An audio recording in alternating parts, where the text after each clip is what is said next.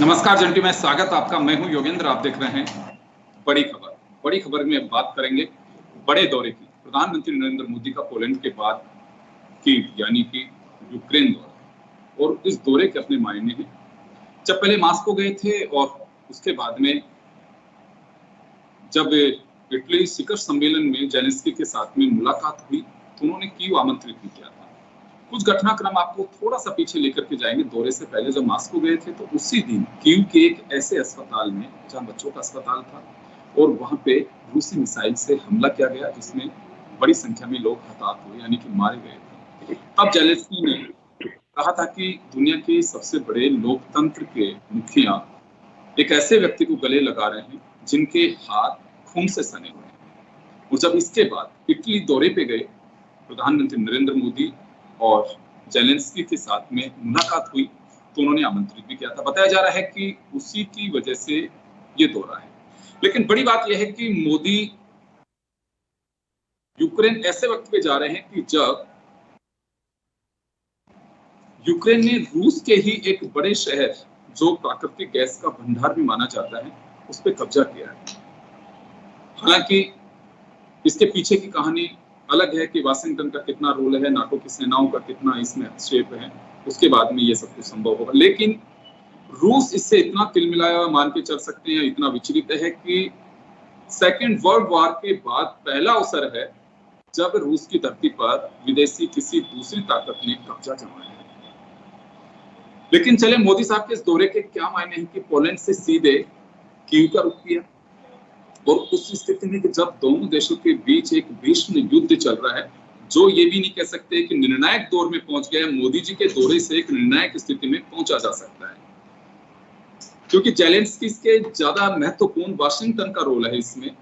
और जब मॉस्को गए थे मोदी तो अमेरिका ने कुछ नाराजगी भी जाहिर की थी, लेकिन क्या अब कीव दौरे से वो नाराजगी दूर की जाएगी? हमारे साथ विदेश मामलों के जानकार प्रोफेसर डॉक्टर करोड़ी सिंह साहब हैं, हमारे साथ रक्षा विशेषज्ञ ब्रिगेडियर भगवान सिंह जी हैं, फॉर्मर ब्रिगेडियर, और हमारे साथ विदेश मामलों के ही जानकार महेश शर्मा साहब हैं, वरिष्ठ पत्रकार हैं। मैं करोड़ी सिंह साहब के पास में जाना चाहूंगा। सर, ये दौरा मोदी साहब का ऐसे वक्त है, और एक बड़ी हिम्मत और साहस की बात भी कहूंगा मोदी की, ये कि ऐसे वक्त जा रहे हैं कि जब युद्ध की हालात एक भीषण स्थिति में पहुंच गए हैं, तो इस दौरे को कैसे देखा जाए? देखिए योगेंद्र जी, अभी जो हालात है वो कूटनीतिक सरगर्मियां बहुत ज्यादा है। चीन के प्रधानमंत्री रशिया के विजिट पे हैं, रशिया के राष्ट्रपति चेचन्या की विजिट पे हैं, हमारे रक्षा मंत्री अमेरिका जा रहे हैं, और अफ्रीका के 3 देशों ने जेलेंस्की पे यूक्रेन पे आरोप लगाया है कि वो हमारे यहाँ आतंकवाद को बढ़ावा दे रहे हैं। उन्होंने यूएन सिक्योरिटी काउंसिल को कंप्लेंट की है अफ्रीका में। तो इस तरीके से केवल यूक्रेन और रशिया के संदर्भ में हम नहीं देखें, अफ्रीका के 3 देशों ने एक साथ नाइजर, माली और 3 देशों ने संयुक्त राष्ट्र संघ को इस तरह की शिकायत की है। तो ऐसे हालात में हमारे प्रधानमंत्री का जाना, पहले पोलैंड जाना और फिर यूक्रेन जाना। देखिए, पोलैंड से हमारे बहुत पुराने संबंध हैं। वर्ल्ड वॉर के टाइम में 2 महाराजाओं ने, कोल्हापुरी और जूनागढ़ के महाराजा ने पोलैंड के बहुत से बच्चों और स्त्रियों को शरण दी थी और उनका ख्याल किया था, लंबे समय तक रखा, तो उनकी सेवा की थी। और फिर जब ये यूक्रेन क्राइसिस आया तो पोलैंड के थ्रू जो भारतीय फंसे हुए थे, जो ऑपरेशन गंगा के थ्रू निकाला, तो पोलैंड ने बहुत मदद की। और पोलैंड में सबसे ज्यादा जो डिस्प्लेस्ड हैं यूक्रेन से, वो भी पोलैंड में ही सबसे ज्यादा है। तो एक तो मानवीय पक्ष है, तो सद्भावना का है, और मानवीय और सद्भावना के रूप में भारत ने अभी तक 16 कंसाइनमेंट भेजे हैं यूक्रेन में मानवीय सहायता के रूप में, वहां डिस्प्लेसमेंट जिसका तरीके से हो रहा है। एक तो ये मानवीय पक्ष हो गया। दूसरा राजनीतिक कूटनीतिक पक्ष है, वो और ज्यादा महत्वपूर्ण, क्योंकि सद्भावनापूर्ण विजिट तो है ही, लेकिन जैसा कि आपने अपने इंट्रोडक्शन में भी बताया कि जब रशिया गए थे तो जेलेंस्की ने यहाँ तक कहा था कि एक हत्यारे से मिलने के लिए सबसे बड़े प्रजातंत्र का नेता वहां जा रहा है, तो वो एक बहुत बड़ी बड़ी बात थी किसी पे इस तरह का कमेंट करना। तो ये, और उससे पहले हमारे प्रधानमंत्री G7 की मीटिंग में इटली में मिल चुके थे जेलेंस्की के। उसके बाद स्विट्जरलैंड में पीस टॉक हुई, पीस समिट हुई, उसमें भारत का प्रतिनिधि तो गया, लेकिन भारत ने उसमें साइन नहीं किए, सिग्नेचर नहीं किए, क्योंकि पीस जो प्रोसेस होती है वो एक तरफा नहीं होती है। आपने पीस का कोई प्रपोजल बना लिया और एक पार्टी जो इन्वॉल्व है, स्टेक होल्डर है, उसको दे दिया कि आप साइन कर दो, ऐसे कोई नहीं करता है। वो हारे हुए, अगर कोई हार गया ना तो जीता हुआ उससे सिग्नेचर करवा सकता है, लेकिन जब प्रोसेस चल रही है तो सबको बुलाना जरूरी होता है। तो इस तरह का स्विस जो पीस समिट हुई उसमें नहीं किया गया। अब जो आपने बताया कि यूक्रेन ने सोवियत रशिया की जमीन में कर्स्क एरिया में लगभग 1200 स्क्वायर किलोमीटर पे कब्जा कर लिया है। नदी का रास्ता जो रशिया से कनेक्ट होता है उसको भी तोड़ दिया है। तो ऐसी स्थिति में ज्यादा तो भगवान सिंह जी बताएंगे कि मिलिट्री स्ट्रेटेजी क्या होती है। कई बार क्या है कि आप दुश्मन को आने देते हैं और उसको फिर घेर के मारते हैं, क्या उस तरह की स्ट्रेटेजी है या वास्तव में यूक्रेन घुस गया है? अगर यूक्रेन घुसा है तो इसमें यूक्रेन की सेना नहीं घुसी है, इसमें बाहर के लड़ाके, विदेशी कंपनियों के जो लड़ाके रखते हैं उनके लड़ाकों का डेफिनेटली इन्वॉल्वमेंट है। मीडिया में ये बातें बहुत आ गई हैं। अब तीसरी बात जो महत्वपूर्ण है वो ये कि रशिया और यूक्रेन दोनों में ही आंतरिक राजनीति है, बहुत गर्माहट है उसमें, क्योंकि यूक्रेन में जेलेंस्की के बारे में वहां का लोग ये कह रहे हैं, जो अपोजिशन वाले हैं उन्हीं के देश में, कि ये लीगल नहीं है, क्योंकि मई में इनका टर्म पूरा हो गया, ये इलेक्टेड नहीं है, ये प्रेसिडेंट नहीं है। और इसी बीच जेलेंस्की ने जो ऑर्थोडॉक्स चर्च है, रशियन ऑर्थोडॉक्स चर्च, जो कि यूक्रेन में है, उस पे बैन लगा दिया है। तो जो चर्च वाले हैं वो भी नाराज हैं कि इस तरह से बैन नहीं लगाना। उन पे आरोप लगा है कि आप रशिया के साथ हैं, आप रशिया का सपोर्ट कर रहे हैं। तो आंतरिक हालात जिस तरह का बन रहा है, मुझे लग रहा है कि यूक्रेन में सेना में भी कहीं न कहीं कोई प्रॉब्लम है इस तरह की, क्योंकि जिस तरह के बैन लगा रहे हैं।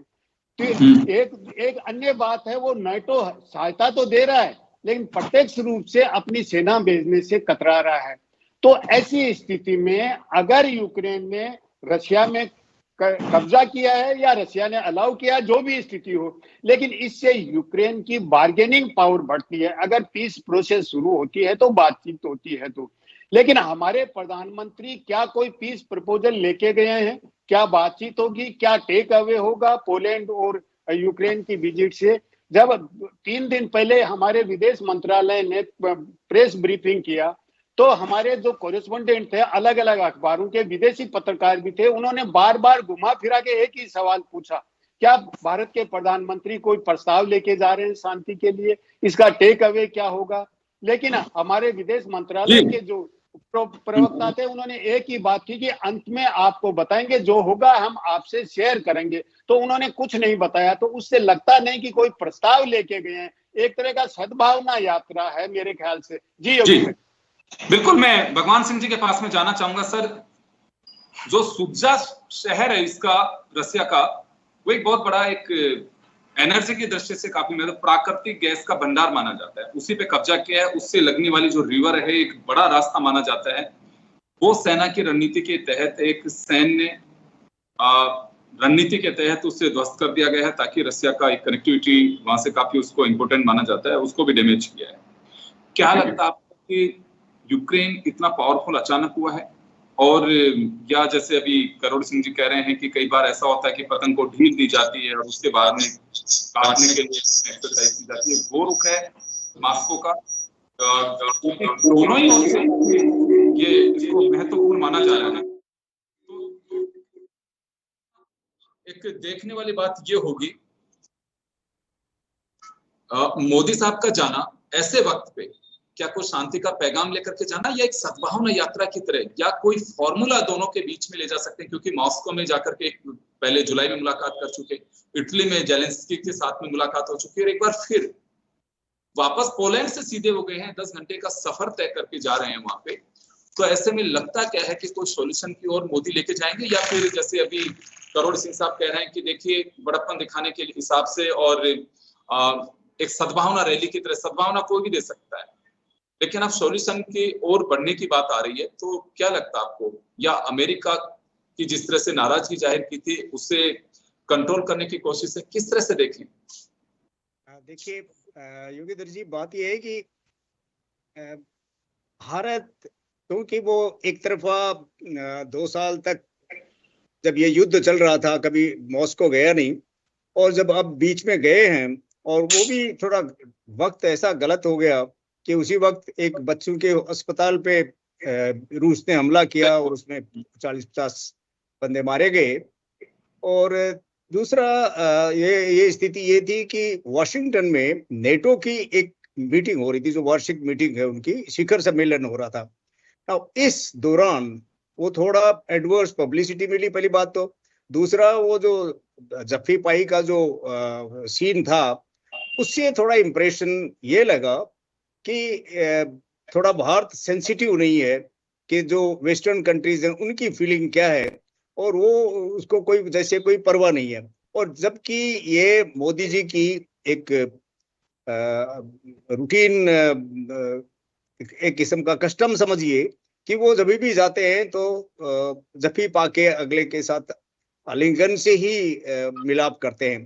तो एनीवे, जो भी हुआ हो, अभी मेरे को ऐसा लगता है कि जब ओपनली अमेरिका के यहाँ एम्बेसडर ने और अमेरिका में भी नाराजगी जाहिर कर दी, और उन्होंने यहाँ तक कह दिया कि जब कल चीन से होगी तो आप देखोगे क्या प्रॉब्लम है वगैरह वगैरह, तो इससे ऐसा लगा कि भारत जो संतुलन बनाना चाहता है, देखिए जो या तो सुपर पावर है देश, तो फिर तो किसी की परवाह नहीं है, वो जो अपने हित है उनके हिसाब से चलेगा। कोई कुछ भी सोचे, चाइना है, रूस है, अमेरिका है, ये दे डोंट बॉदर, वो उनको फर्क नहीं पड़ता है कौन क्या सोचता है, वो अपने हित की बात सोचते हैं। लेकिन हम अपने हित की बात करते हैं, लेकिन हमें पता है कि हम अपने हित की बात मन चाहे तरीके से नहीं कर सकते हैं, क्योंकि इतने बड़े पावरफुल है नहीं हम, जो हम कह रहे हैं। तो इसलिए नाउ अमेरिका से चीन के साथ गड़बड़ होने की वजह से रिश्ते बनाने जरूरी हैं। रूस के साथ हमने, क्योंकि हमारा जो मिलिट्री इक्विपमेंट है, हथियार हैं, वो 40-50% रूस से आते हैं, और उनके जो 80% जो स्पेयर पार्ट्स हैं वो सारे रूस से आते हैं। और अब जब रूस के ऊपर प्रतिबंध लगा दिए और वेस्टर्न कंट्रीज की जो सैंक्शन शुरू हुई, इकोनॉमिक सैंक्शन शुरू हुई, उससे हमें जो समस्या हुई, इससे जो सस्ता हमें तेल मिला, तो उसका जो फायदा हुआ, हम किस तरह से रूस, और इन एनी केस रूस हमारा पुराना बहुत ही दोस्त है, तो उससे हम किसी तरह से भी जुदा नहीं हो सकते हैं। तो ये एक स्थिति जब देश में आई और इतनी क्रिटिसिज्म हुई, और आगे जो ये क्वाड की मीटिंग और जापान के साथ में, ऑस्ट्रेलिया के साथ में जो मीटिंग हो रही है ना, उसमें थोड़ा बहुत तो कुछ दिखाने के लिए कि हम संतुलन रखते हैं, मेरे ख्याल से तो। अदरवाइज कोई उनका कोई प्रपोजल नहीं है। और आपने देखा है, तुर्की, स्विट्जरलैंड और चाइना ने एफर्ट किए हैं, उन्होंने जो जो सीज फायर एग्रीमेंट का प्रस्ताव रखे हैं वो मान्य नहीं हुए हैं किसी को भी। तो इसलिए मेरे को नहीं लगता कि इनके कोई आस्तीन में कोई ऐसा कोई जादू है जो वो निकालेंगे और वहां बताएंगे और वो युद्ध, क्योंकि जो स्थिति अभी बात हुई, जिक्र हुई क्रस्ट की जो बात हुई ना, इसका मतलब ये है कि युद्ध तो एक्सपैंड हो रहा है ना। और इन एनी केस मेरे को नहीं लगता कि वेस्टर्न कंट्रीज वाकई इंटरेस्टेड हैं कि युद्ध विराम होना चाहिए। उनको कोई नुकसान नहीं हो रहा है, उनकी तो हथियार बिक रहे हैं, उनको फायदा हो रहा है, उनके नए नए हथियारों का एक्सपेरिमेंटल ड्रोन्स तो भेज रहे हैं, उनका तो वहां पे एक्सपेरिमेंट हो जाता है मुफ्त में, और वो भी लाइव सिचुएशन में, बैटल सिचुएशंस में कहाँ होगा वैसा। तो इसलिए उनका इंटरेस्ट कहते कुछ भी रहे हैं, लेकिन मेरे ख्याल से उनकी जो हथियार लॉबी है, जो इंडस्ट्री है वहां की, वो बिल्कुल सरकार की जो पॉलिसी होती है, वो जैसे हमारे यहाँ हमने सुना है, हमारी पॉलिसी कुछ एक कॉर्पोरेट हाउसेस की वजह से चलती है, वहां भी उनकी वजह से ही चलती है। तो ये जो वेस्टर्न कंट्रीज की पॉलिसी है, कहते कि कुछ भी कि इंडिया ये वो है जो भी है, लेकिन उनका इरादा ये नहीं कि कोई सीज फायर हो जाए, मेरे को ऐसा लगता है। अदरवाइज ये कभी भी हो सकता था। वो अपना, अब जैसे क्रस्ट में गए हैं, तो वो उनका जो युद्धा देव, क्या नाम है, मदवेदेव, जो उनकी रूस की सुरक्षा परिषद का उपाध्यक्ष है, उसने ये बयान दिया है कि ये जो क्रस्ट में गए हैं, इससे तो बड़ा है और इससे तो जो हमारा जो प्रण था कि जब तक यूक्रेन पूरी तरह से युद्ध में हार नहीं जाएगा, हम सीज फायर नहीं करेंगे, युद्ध नहीं रोकेंगे, तो ये तो एक बढ़ावा दे दिया उन्होंने और बढ़ा दिया। तो और इसका अब क्या मतलब लगता ये है है कि अब क्या लगता है एस्केलेट की है पे सिचुएशन। कब्जा करने के बाद मॉस्को इतनी जल्दी कीव को शांति से जीने देगा? कहिए, दोबारा बताइए सब, क्या बोला? मैं कह रहा हूं कि रूस के सुजात शहर पे जब कब्जा किया है यूक्रेन ने, उसके बाद आपको लगता है कि कोई कंप्रोमाइज जैसी स्थिति, या मॉस्को इतना टूट चुका है कि अब कंप्रोमाइज कर सकते हैं? और नहीं, ऐसा मैं नहीं सोचता। तो सेकेंड वर्ल्ड वॉर में आपने देखा जर्मनी की सेना स्टालिनग्राड में चली गई और वो पीछे हटती गई फौज। रूस की एक खसूसियत है, कोई देश रूस को हरा नहीं सकता है, एक ये फैक्ट है। आप हार जाओगे, आपके भूख मर जाओगे, आपको हथियार में सप्लाई नहीं मिलेगी, आप आगे जितने जाओ, चलते जाओ। वो तो अथाह देश है, वहां दुनिया का आधा देश रूस है। चलते जाओ, साइबेरिया में कितना देर चलोगे आप? रूस कभी खत्म नहीं होगा, रूस को कोई जीत नहीं सकता, ये अजय कंट्री है उनके हिसाब से। तो इसलिए ये हम सोचे कि वो 18, 20, 30, 40 किलोमीटर चले गए हैं, वाकई फैक्ट है, कोई शक नहीं, क्योंकि रूस खुद मानता है कि वो गए हैं। लेकिन पहली बात तो एक तरह से तो ये रूस के इंटरेस्ट में है कि जो फोर्सेज हैं वो लिमिटेड हैं दोनों कंट्रीज के पास, जो फुट सोल्जर्स हैं वो बहुत ही लिमिटेड हैं, और कोई भी कब्जा किसी देश पे फुट सोल्जर्स के बिना हो नहीं सकता है। तो उनके जो जितने फुट सोल्जर्स वहां से यूक्रेन से हटेंगे, वो रूस के हमले के लिए वो थोड़ा वाजिब मामला लगेगा उनको, और उनको सहूलियत होगी वो। इसलिए ये रूस को फायदा भी है, और रूस को कोई डर करने की जरूरत ही नहीं है। वो कोई हारे 1 किलोमीटर, 20, 40, 50 किलोमीटर, हजारों किलोमीटर जहां देश है, उसको क्या फर्क पड़ता है इतने 1-2 किलोमीटर में? वो थक जाएंगे, वो रूस नहीं थकेगा। वो इतनी जितनी लंबी लाइन उनकी लॉजिस्टिक लाइन होगी, कैसे मेंटेन करेंगे उसको? कैसे उसकी पूरे रास्ते की वो सिक्योरिटी करेंगे? कभी भी उनको कहीं भी रास्ते में लिंक तोड़ दी जाएगी, वो भूखे मरेंगे वहां पे, और वो अपने आप भाग जाएंगे वापस। तो इसलिए इससे मैं नहीं समझता कि रूस को बल्कि सहूलियत हुई है। बट एक इरादा उनका बढ़ गया दुनिया में, एक परसेप्शन देने के लिए कि यूक्रेन नहीं चाहता कि युद्ध हो, यदि वो युद्ध विराम हो। यदि वो चाहता होता तो इस तरह की छेड़खानी नहीं करता, इतना दूसरे को उकसाता नहीं, और ये एक उकसाने का काम किया है। इसकी सजा उनको मिलनी चाहिए। तो ये तो एक अभी भी ये भी जो मोदी जी का जो विजिट है, ये भी एक इनएप्रोप्रिएट जगह टाइम पे ही गया है, क्योंकि देखिए मेरे ख्याल से वो खुश करने के लिए हो, या सदर्न साउथ जो क्या बोलते हैं साउथ कंट्रीज को खुश करने के लिए कि हम आपका नुमाइंदा मैं जाता हूँ युद्ध। रिच कंट्रीज तो युद्ध लड़ते हैं, उनको तो फायदा होता है युद्ध में, और जबकि पुअर कंट्रीज को नुकसान होता है युद्ध, चाहे कहीं भी हो धरती पे। तो उनकी तो इकोनॉमी, उनकी तो सारी जो समस्याएं हैं वो बढ़ जाती हैं। तो इसलिए एक वो चूंकि जो साउथ, क्या बोला उसने, साउथ का ग्लोबल साउथ, हाँ ग्लोबल साउथ का जो लीडर बन रहा है, महामानव बन रहा है, तो वो कैसे बनेगा? तो ये मेरे को तो ज्यादा वेस्टर्न कंट्रीज की परवाह और रशिया की परवाह, उनको पता है कोई युद्ध विराम नहीं होना है, इसके कहने से कुछ नहीं होना है। लेकिन उसकी जो नेतागिरी है वो ग्लोबल साउथ में तो बढ़ी है ना, और ये एक अच्छी कूटनीति है भारत के लिए कि कोई एक देश है। और मेरे ख्याल से तो जितने भी जो कंट्रीज लगते हैं, चाइना, स्विट्जरलैंड, टर्की वगैरह, जो मध्यस्थता करने की कोशिश की है, और वो जिनकी साख बड़ी नहीं है ऐसी, भारत की इन सब से अच्छी है इस वक्त, और वो गए हैं। तो मेरे ख्याल से एक अच्छा इंप्रेशन होना चाहिए। मैं इसमें एक्सपेक्ट नहीं करता कि कोई एक बहुत बड़े अच्छे रिजल्ट आ जाएंगे, नहीं आएंगे, लेकिन अच्छी पहल है, और कोई ये नहीं कह सकता देखिए कुछ भी ये बात हमारा संतुलन खराब है। बातचीत के जरिए हल निकलना चाहिए, युद्ध कोई सॉल्यूशन नहीं है, शांति बहाली होनी चाहिए, बर्बादी के अलावा युद्ध में कुछ नहीं मिलता है। वो पोलैंड के जरिए भी एक पैगाम देने की कोशिश की। जब हम चर्चा कर रहे हैं उसी वक्त मोदी का पोलैंड के साथ में एक जॉइंट प्रेस ब्रीफिंग भी और एक उनकी ओर से बयान भी जारी किया गया है कि युद्ध रास्ता नहीं है, शांति बहाली होनी चाहिए, और जिद छोड़ करके सबको मिलकर के आगे बढ़ना चाहिए। उनका एक जो शांति का पैगाम है वो पोलैंड से भी देने की उन्होंने कोशिश की है। खैर चलिए, मैं महेश जी के पास में जाना चाहूँ। सर, क्या लगता है मोदी जी के ऐसे वक्त पे, क्योंकि देखिए विदेश यात्राएं मोदी की बहुत होती हैं, लेकिन जब मॉस्को गए थे जुलाई में, तब भी सबकी निगाहें टिकी हुई थी। और अब जब यूक्रेन दौरे पे हैं तो भी पूरी, केवल भारत की नहीं है, दुनिया की निगाहें टिकी हुई है कि मोदी वहां पे गए हैं।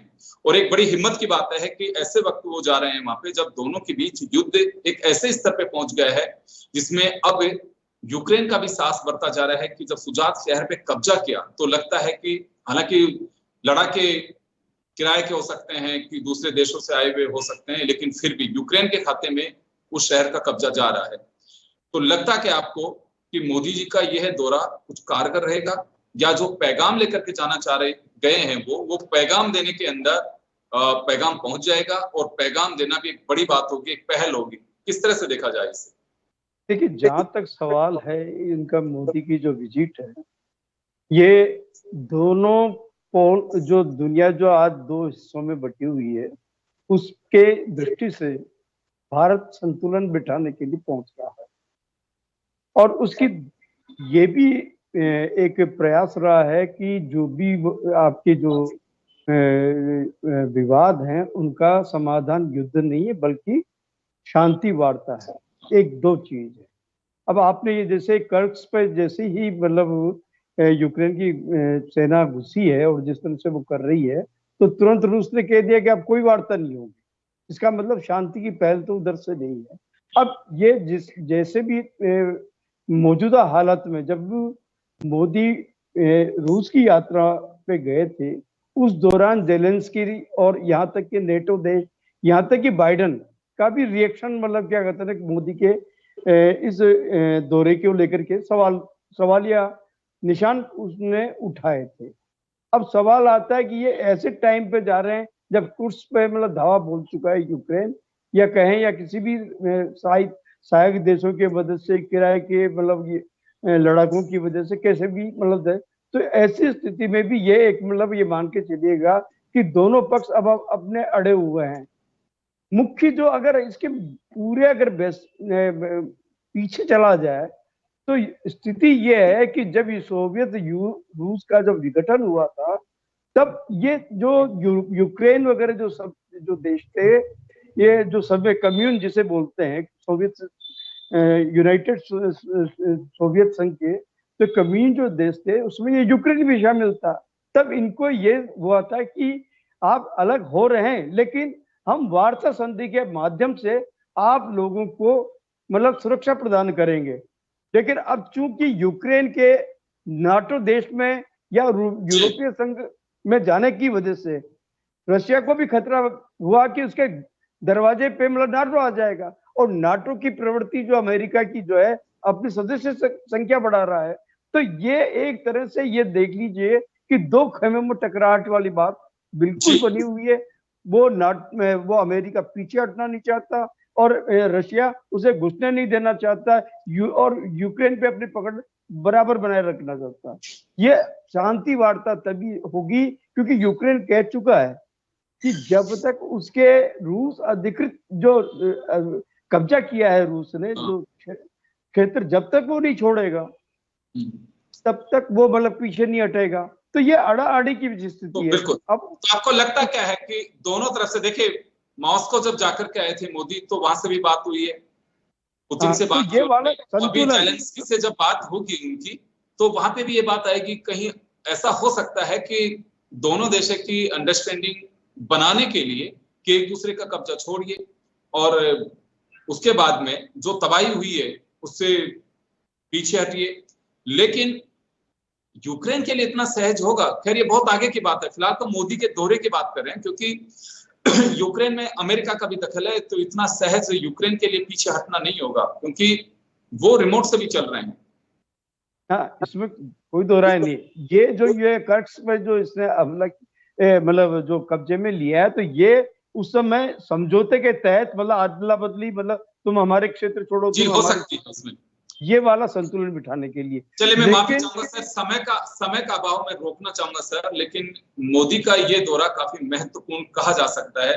बेशक दोनों की बर्फ को पिघलाने के लिए मान के चलिए कि जुलाई में मॉस्को और उसके बाद में अगस्त के अंदर यूक्रेन दौरे पे रहे, और वहां जाकर के उनसे अगर बात की जाती है और रास्ता इसी से निकल सकता है। दो पहलू इसके निकल करके बाहर आ रहे हैं कि मोदी का अपना जो पैगाम है कि शांति और भाईचारे का, उसको देने में वो सफल हो सकते हैं।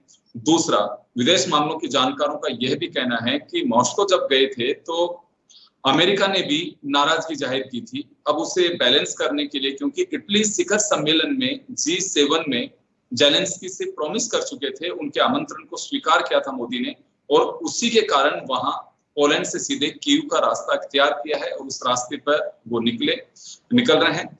तो ये एक बड़ी वजह मानी जा सकती है। खैर, अब इसका रिजल्ट जो भी हो, लेकिन फिलहाल तो ये कहा जा सकता है कि मोदी अपने एक शांति का पैगाम लेकर के गए हैं, और एक बड़ी हिम्मत की बात इसे कही जा सकती है कि युद्ध के इस हालात के बीच उनका कीव दौरा। तो चलिए, आप सभी का बहुत बहुत शुक्रिया। बड़ी खबर में इतना ही, दीजिए इजाजत, नमस्कार।